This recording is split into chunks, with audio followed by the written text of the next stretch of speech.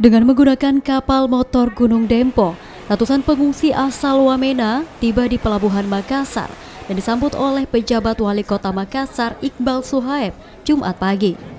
Ratusan pengungsi yang turun dari kapal langsung didata dan dilakukan pemeriksaan kesehatan khususnya anak-anak serta diberikan konsumsi.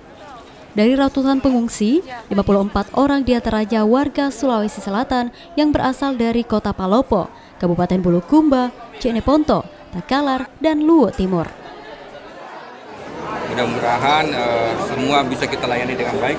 Kita siapkan di sini ada ambulans, termasuk juga kita siapkan beberapa untuk feedingnya, untuk makanannya kita siapkan. Semua yang bantuan-bantuan kita usahakan. Pak Wali, kalau dari kondisi kesehatannya semua pengungsi bagaimana? Terutama yang anak-anak tentu kita langsung periksa ya. Dari kalau ada yang agak kurang bagus, kita sudah siapkan ambulans. Ya. Pas pulangnya, bapaknya ditelepon sama teman polisinya toh, dia bilang amankan anak sama istrimu di Polres dulu. Sementara orang mau demo. Itu jam berapa? Jam 8. Jam 8 pagi. Jadi jemput baru anak. Kita sudah dengar tembakan itu seperti petasan begitu.